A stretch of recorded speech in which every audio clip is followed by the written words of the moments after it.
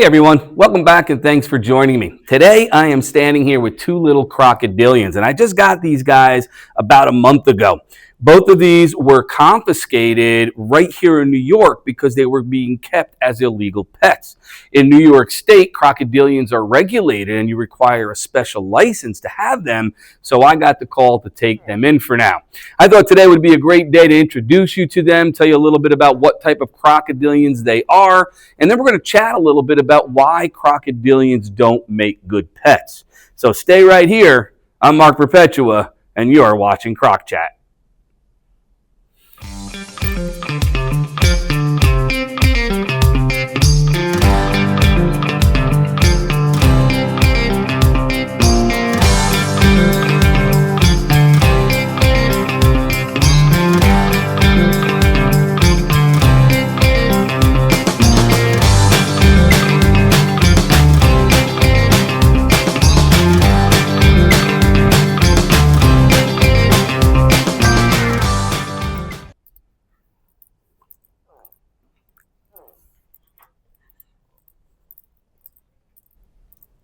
So the first one that we'll look at a little bit more closely is this little guy right here known as a dwarf caiman. Now, first of all, let's keep in mind that dwarf is a relative term here. We're talking about crocodilians, and crocodilians are known for species that can get really large. So when we use the word dwarf in the world of crocodilians, we're still not talking about an animal that's going to fit in your pocket. This is just a young one. He's probably under 2 years old, and he still has some growing to do. In fact, there's two types or two species of dwarf caiman, and this is the little bit larger of the two. He's known as the Snyder's dwarf caiman, which is also referred to more oftenly as a smooth-fronted caiman. And these guys are found, they're native to the Amazon and Orinoco River basins of South America. They live in dense forests. These are animals that spend a lot of time in flowing streams and actually prefer water a little bit cooler than most other crocodilians. In fact, these guys are even known to move around more at night on land, where they may actually hunt some of the different things they eat. At this size, insects, crustaceans, and small animals like frogs. But eventually, even a Snyder's dwarf caiman is going to reach somewhere near 6 feet or a little bit over. So, like I said, not a pocket-sized crocodilian, and eventually he'll move on to mammals and birds as part of his diet.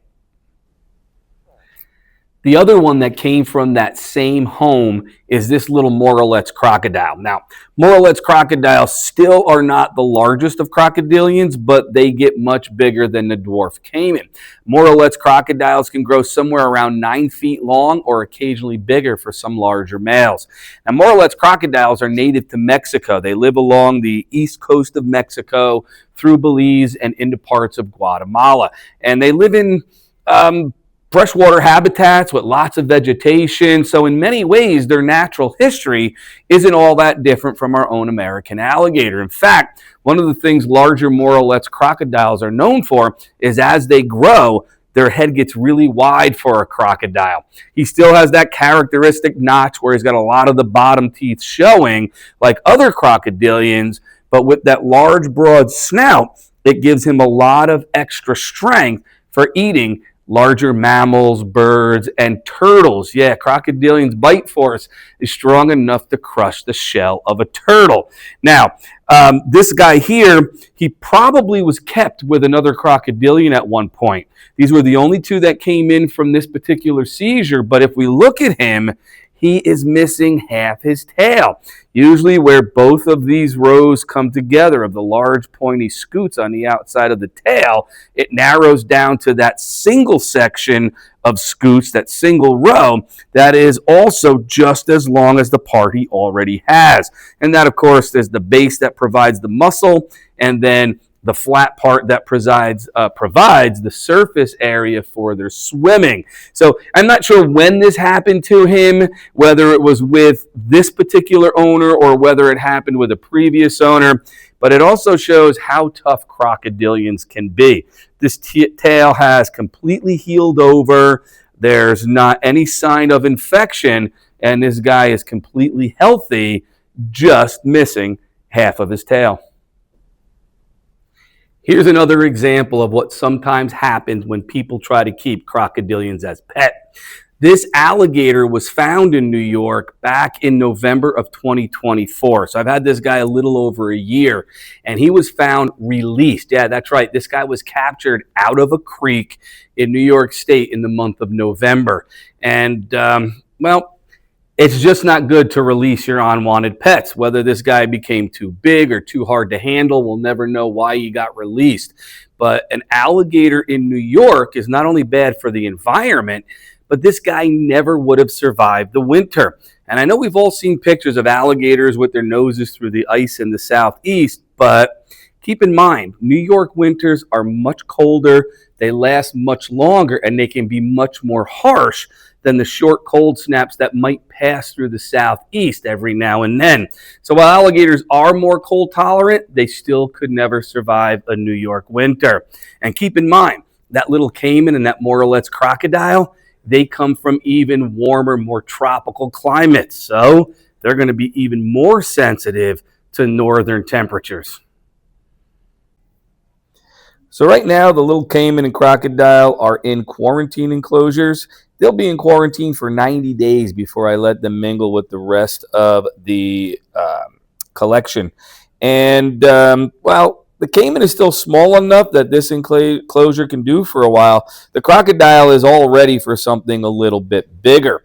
And whether you got a 5-foot caiman or a 9-foot crocodile, in the long run, these guys are going to take up a lot more space. Now, I'm lucky enough to have room in my yard for outdoor enclosures for my alligators, but the caiman and the crocodile require much warmer temperatures, so the time they would be able to spend outdoors is very, very limited. And of course, then in the wintertime, you need indoor rooms. So again, they're not pets for apartments. So a lot of people have told me that, hey, maybe I'll be able to donate them to a zoo when they get too big.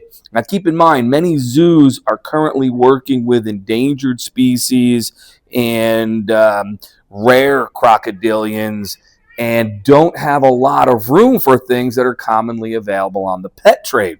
And even if they did, crocodilians can live well over 50 years, and they would easily become oversaturated with all the pet crocodilians that get too big and need homes and just run out of room. So this plan of thinking a zoo will take your unwanted pet really just falls apart once you get to that step. So that's a major consideration on the long-term commitment that you're going to need to have if you plan on keeping crocodilians.